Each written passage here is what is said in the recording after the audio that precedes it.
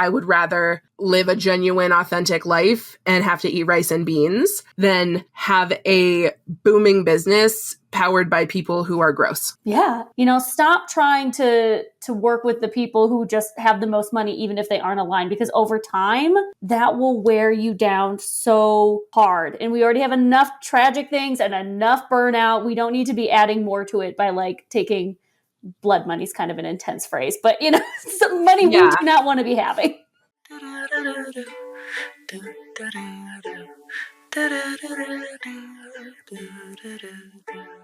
Hello, sunshine. Today on the Neurodivergent Creative Podcast, I have with me Kristy Black, who is actually, you say your little tagline the best. So you want to just jump right in and say the golden retriever thing? Certainly, yes. I am Kristy Black, she, they, and I have the personality of a golden retriever. And I am a brand designer and strategist who works with any entrepreneur that wants to become a greater catalyst for change, step into the limelight, and increase their income, impact, and joy. I am currently in Kristy's brand camp program where I am learning to have a tagline like that so that I can be prepared when I am on podcasts. It's helpful. I don't know, I'm chaotic and I talk about creativity and stuff. So Kristy is here with me today because for June, for Pride Month, I am bringing on other queer creators, queer entrepreneurs to talk about queer stuff. And Kristy is all about joy and leading with your values first in the online business space.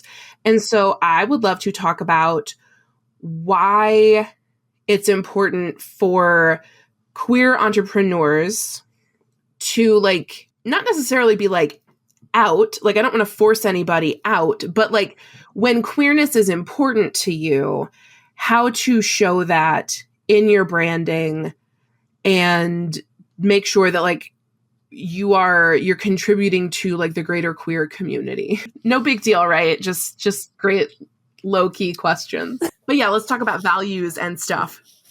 Yeah, I think, when it comes to having a brand, values are the center of it, or should be, if you want it to be impactful. And I only work with people who want to use their businesses for impact, because if you're just here to make money, I don't know how to help you. And so I think, if you are in the queer community, or if you're even just really supportive of it, being vocal about the topics that are most important to you, that are affecting your community, whether that means the queer community or the specific part of the LGBTQIA+ community, the alphabet soup there, you can talk about that, or even in your local regional area. Every state, if you're in the US, has different laws and legislation that are happening. And so just doing your best to amplify the voice of others and sharing that really helps your business and brand create the world you want to see is how I like to look at it. Yes, the world you want to see. So for me, I want a big deal in my business and branding is I want to see more queer books, more autistic books, more neurodivergent, disabled, chronically ill books on shelves. And so I'm if we want more queer books, we got to write the queer books. And it really just comes down to that. Hey, you're queer, write a book with me, Caitlin. I help queer people write books. And obviously there's more to it than that. But yeah, ever since I first started working with you on branding, the way that you helped me identify my brand values has been an exercise that I return to again and again. And can you speak to how being values led in your branding helps you make faster, quicker, easier decisions in business? Oh my gosh, that's my favorite thing, because I'm all about working as easiest, with the least resistance that you can. And I think when the world gives us lots of resistance, and oftentimes our own brains give us resistance, any tools that we can have on hand are so helpful. And values is one of the best ones I have found to come back to, because values are really just a lens through which you get to look at everything else. And so it makes it so much easier when you're oh, what should I post on social media? And it's okay, here are my content pillars, and that's fine and well. Or here are my offers, again, fine and well. But if you're how can I talk about this offer through this one value I have? Or how can I talk about this thing that's happening in my community through my values lens. And so it makes it easier for you to come up with new offers, to figure out what your pricing should be, to figure out what your onboarding, offboarding is, how you sell, how you show up. Like literally every piece of your business can come back to your brand and specifically your values. I love that so much. And also for me as like a recovering people pleaser, having my values kind of front and center and using that as a benchmark for deciding on like collaborations I want to do, or, you know, people who are in my DMs and they're like, oh, come to my free thing, come to my paid thing. Will you hire me to do this? And eventually I had to be like, I can't hire every single person who DMs me. Like I can't be responsible for everyone's livelihood. At the end of the day, I'm responsible for my livelihood. And so running through the values and being like, would this collaboration or would hiring this person connect with like my top values, which are compassion, community, and justice. So like at the end of the day, is what I am doing kind and compassionate? Am I centering the communities that are important to me, the queer community, the disabled community, what other community? Neurodivergent, right? My ADHD just took a walk and I'm like, I know I have one. And then also like I'm non-binary and some NB folks identify as trans and some are like, no, like I don't need the trans label. I do. And even though I pass as like cisgender, most people would just peg me as like a queer lady. Like the issues that affect trans people, these bathroom bills and all this gender nonsense happening like in legislation that is not even relevant to like anything important. They're just making stuff up to be mad about.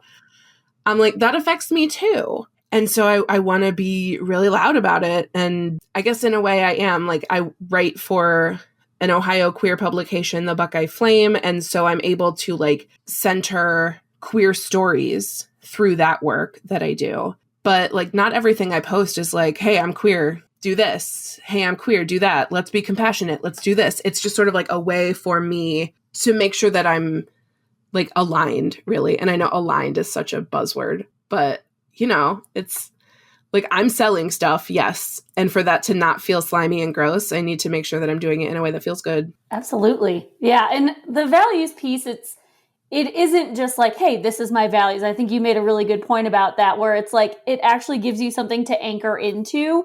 And so instead of falling into the people pleasing trap, or even just, you know, you have an online business and you're like, oh, everyone's doing a course, everyone's doing this, everyone's doing that. You can let go a lot of the shoulds because you're like, oh, actually, that doesn't work for me. That isn't my thing. It's about coming back to yourself and trying to figure out like, oh, this is something I actually give a shit about versus just like doing what everyone else does, which I don't know anything more queer than that. Yes, I love it.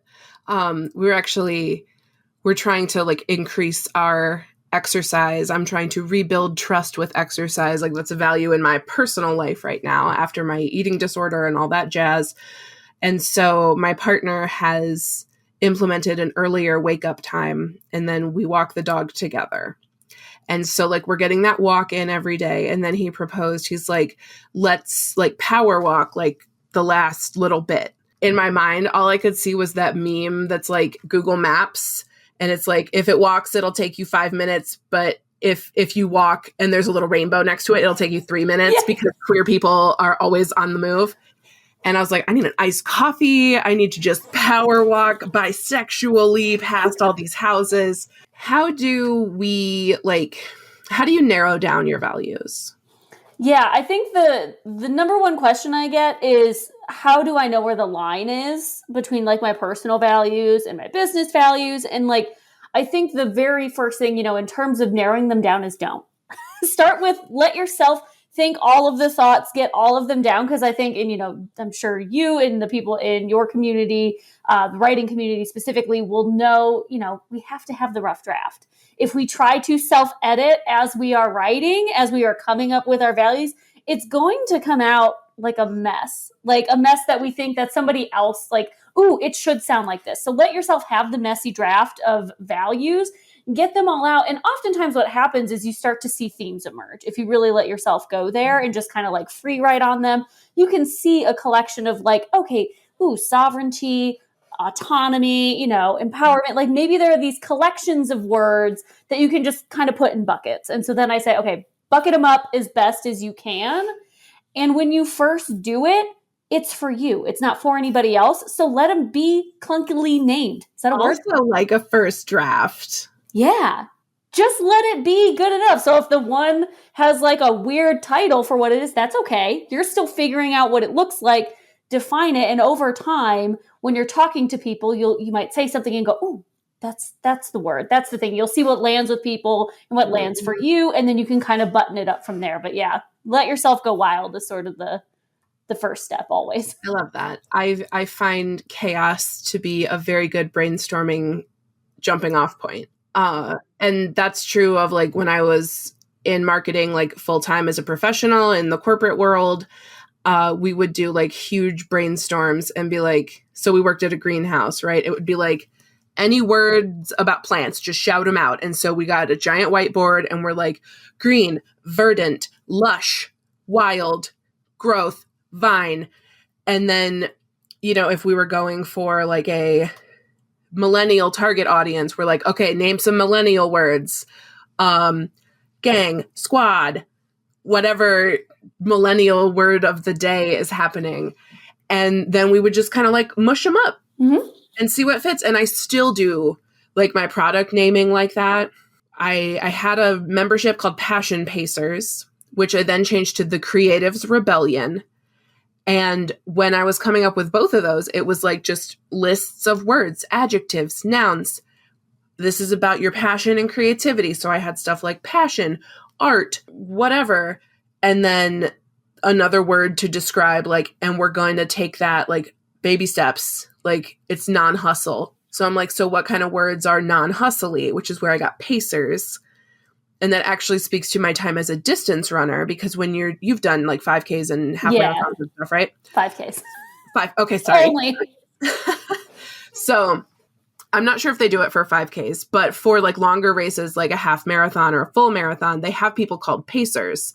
And so if you want to be running X minute miles, you find the pacer that's going to maintain that pace. They're like a professional expert at that. And as long as you keep up with them, you're making pace. And I was like, that's what we're going to do. So we're going to like not hustle. And like, as long as you can follow along and do what I'm doing, then you're going to be able to engage with your creativity at a pace that fits your life. What a great fucking pitch for a product I don't have anymore.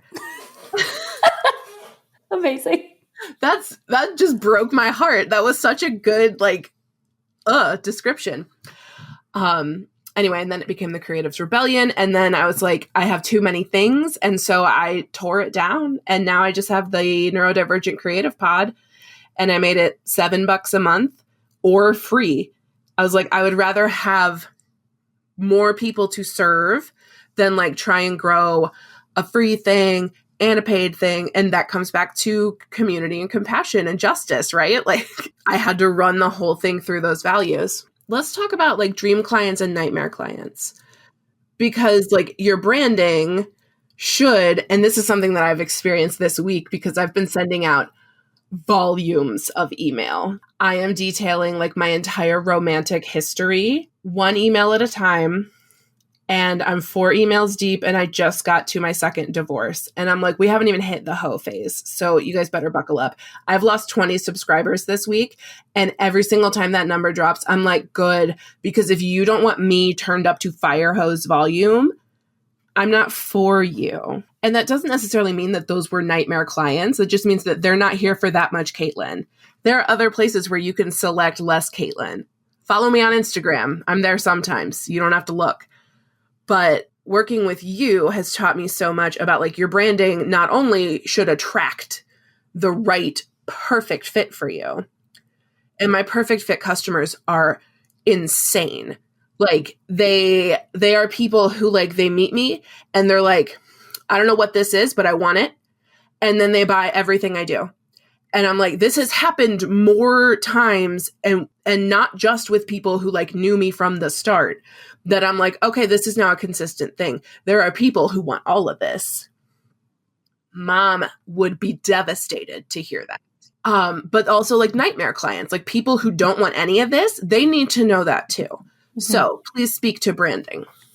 Of course. Yeah. I think we hear so much about, okay, who's your dream client or your ideal client avatar and all these things. And it's useful and it's important, but I think it leads to a lot of just sort of like mundane approaches to stuff. And what I mean by that is like, ooh, well, my dream client wants the thing that I'm selling and has the money to buy it and likes me. And it's like, okay, that's a good starting point. But like, we really have to start to see, okay, but where else do we overlap? And this is where the values come in. And this is why it's so important to push people away, because it's like they could have all of those things, but maybe they're just a trash person, right? Like they might want what you have and they might have the money and they might be like, you're a good enough person to get it done. But values wise, they're just like, I don't think trans people are real. And you're like, whoa, that's not going to work for me.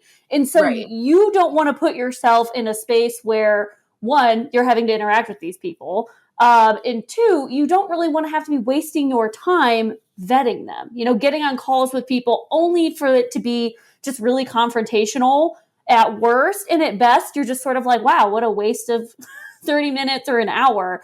And so I find it's easier if you're like, I don't know who I want to attract. Don't worry about it. Think about who do you want to repel and start talking about the things that would make them afraid to be in your space. Maybe afraid is too strong a word, but would just be like, ooh, I'm really turned off by the fact that you care about human rights. Like, let's get those people gone. You know what I mean? Like, we don't need them here. Yeah. Going back to our walks around the block, there's somebody just put a flag out in our neighborhood that says, don't blame me, I voted for Trump. And I was like, don't blame you for what? And also you spent money on that flag. Like this flag went up after like the verdict came back with 34 felonies. Like you went out and you were like, oh, I love this guy so much, I'm going to buy a $5 flag about him. Like, no, I don't want you in my spaces. Don't join Working Title if that's something that you prioritize. I don't want your money. Mm-hmm. I would rather live a genuine, authentic life and have to eat rice and beans than have a booming business powered by people who are gross. I don't want that. Yeah. And I think a lot of times, especially, this is coming out in the summer season. For a lot of entrepreneurs, this is a slow season. And so it can be tempting. I feel like this is the time of year, any slow season really, where you're like, ooh, but I could use another client. And it's like, okay, maybe instead of selling your highest paid thing to somebody who is an absolute disaster human that you don't even want their money, what could you do instead for the people that are already in your orbit? What could you come up with quickly? Maybe it's not a service you always do. Maybe it's just something you're doing for a short term, but for the people you love to work with. Stop trying to work with the people who just have the most money, even if they aren't aligned, because over time, that will wear you down so hard. And we already have enough tragic things and enough burnout. We don't need to be adding more to it by like taking blood money is kind of an intense phrase, but some money we do not want to be having. Yeah, I totally agree. And that's sort of what inspired me to do my writing summer camp. Is I'm like, okay, so there's people who would be wonderful in Working Title, but maybe, first of all, maybe the idea of being in like a year-long plus program is intimidating. Maybe they don't have the $4,200 it takes to join it. Maybe this, maybe that, maybe whatever. But this is like a 6-week writing camp. You will get to experience my coaching, you will get to experience writing and critique, like all of the elements that make Working Title awesome and what it is for a fraction of the cost. And I'm like, this is like a great little like summer thing. And it's great like for people, right? Because like, oh, a summer camp, it's cute, it's on brand. And like I mentioned, I'm in brand camp with you. So like the camp metaphors are popping. I'm making little merit badges. I just saw that you are using a button maker, so I might enlist you to make some buttons for me. Yes. And also, like, it's nice for me that I don't have to, like, freak out and be like, oh, how am I going to sell my $4,000 thing in the summer when nobody wants to make a commitment like that? or whatever the story is that day. Yeah. So I'm chaotic, and I have writing camp for chaos queers who want to write. Chaos queers. What a brilliant phrase. It's a good phrase. It's a good phrase. It's up there with book exorcist, which I also use. Chef's kiss. And story alchemist. It's almost like you have a way with words. I do. I'm very good at them. Exceptionally good at them, as you know. As I know. Having hired me for marketing content. Okay, so I usually keep these episodes like pretty short, under half an hour. So anything else you want to riff on while we're riffing? No, I don't know. All I ever talk about is values, and we've done that, so I feel good. I remembered my thing I was going to say. Oh, yay!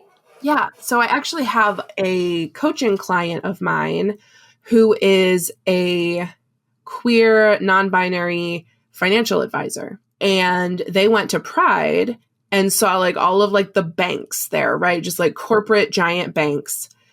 And we just met yesterday for a session, and we were talking about like keeping queer money in the queer community is values aligned. Like, sure, there might not be a bank that is like queer owned and operated. Like, you can't control, there's banks near your house and that's what you use. But when it comes to like hiring somebody to do your taxes, or choosing a financial advisor to help you with a retirement fund, or a lawyer to look over your will, or somebody to do your branding, or somebody to help you write a book. Like, for me as a queer, neurodivergent, disabled, fat person, I like to hire people who are also those things, because it's a queer economy. Like, it's an economy of those intersectional identities. Like, I would rather hire a fat nutritionist who's going to understand that we're not doing like chicken breast and brown rice. Like, I would like to eat food with flavors, and like, let's talk about how to add nutrition around stuff, rather than being like, well, you're obviously eating poorly because you're fat, which is like the mainstream paradigm of nutrition. And that's starting to change, but it's slow going. I would rather hire a business coach who understands my disabilities, who understands chronic fatigue and fibromyalgia and ADHD, so that they're not like, well, you have the same 24 hours as everybody else. You just got to think through it. You just got to reframe how you think about it. Like, I need you to understand me. And that's why the clients who do come to me are like, yes, I'll have what they're having. Like, they stick to me like a barnacle, and we are now besties riding the unicorn across the rainbow forever, because I can speak to how their mind works. And like, it's so funny. Like, people will be like, oh, I haven't been writing so much. I'm really nervous that I'm not doing it in the right order, and I don't know what to call my chapter titles. And I'm like, first draft, doesn't matter. And they go, and one day I'm going to have like a master cut reel of just like everybody groaning as I say, it's your first draft, just work on it. Just roll with it. Just let it be messy and nonsense and chaos. I love the idea of, keeping the money in the queer community. I think that's so important, especially as we see everything like rainbow washed every year forever. A very rainbow washy time. And It's like, everybody's obsessed with the Target collection, but it's very small this year. And also last year, they pulled a lot of it because of like right-wing pressure and being like, oh, you're hurting our children with exposure to rainbow art. And Target's just like, okay, we'll pull it. Okay, well, now we see you, Target. Like, yeah. And while I do want all the rainbow candles and all the rainbow everything, and I'm going to go to Five Below and I'm going to buy mass-produced rainbow merchandise, probably, I would much rather commission a queer artist to make me something, or buy something from somebody's Etsy shop and donate to somebody's GoFundMe and like all this other stuff. So yeah, keeping the money within the community is important, like in this capitalist hellscape. Like, yeah, you can find a lot of book coaches. Yeah, you can find a lot of branding experts and stuff. But like, do you want somebody who prioritizes anti-hustle and somebody who prioritizes joy and compassion and community, or just like the first person who will do? Because having that values match is really important. Yeah, because you don't have to explain your entire being to somebody. Yeah. And that's that's taxing. It's a lot of emotional labor. A lot of times people get it wrong, and you are wasting time just justifying your existence to somebody that you hired for help. And that's actually not that helpful. You want to make sure somebody understands where you're coming from and has values alignment and respects who you are as a person. That's going to make everything easier. And then, of course, supporting the queer community is, got to keep it in the family. Keep it in the family. Like, exactly. Keep queer money in queer businesses.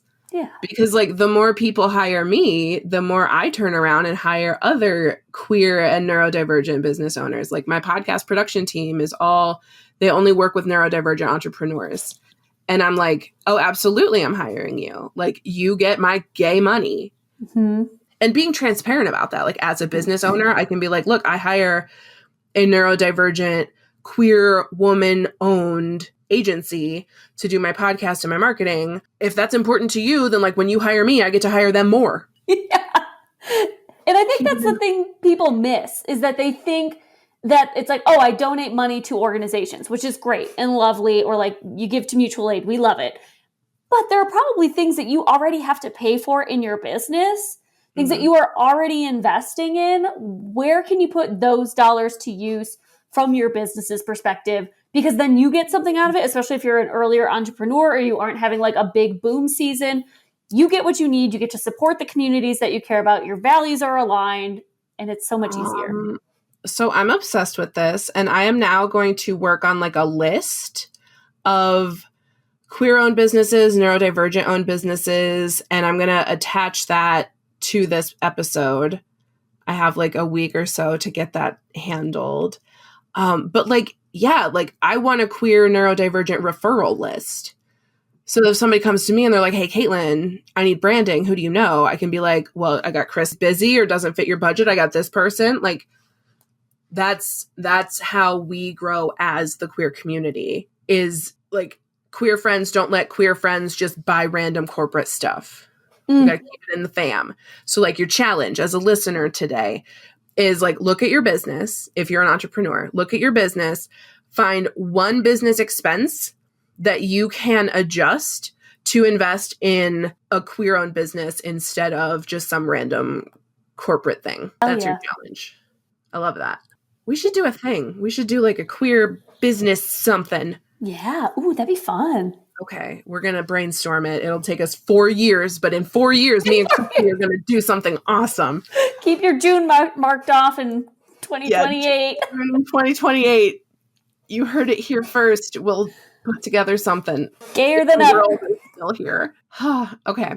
This has been delightful. Can you tell the lovely people where to find you and how to follow you and all that? Yes, you can find me on Instagram. I am on there maybe a little too much, some might say, at Kristy Black Creative. That's the whole thing. And my website's kristyblackcreative.com. Do not Google Kristy Black only, because there is a porn star with my name. So unless you're looking for that kind of content, make sure you add the creative on there if you're looking for me. Fantastic. That's the most fun little caveat I've ever heard. My little caveat is you have to put the www in before my website. Otherwise, the internet doesn't know who I am.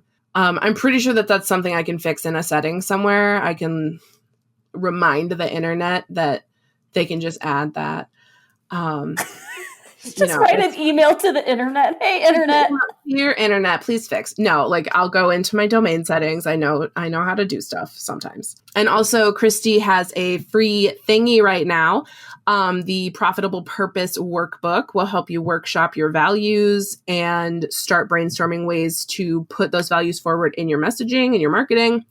And also coming up on July 12th, she is doing the When Success Sucks workshop about revitalizing the joy in your business. TBD. Maybe in July we'll do a weird queer business summit instead. I mean, we can do things quickly. That's something I know. We're very powerful people. If we get something put together in a week, there will be a link in the show notes. Love this for us. Okay. Love you. Thank you for being here with me. And everybody go follow Kristy because she's a gem of a human being. Thank you. Bye. Bye.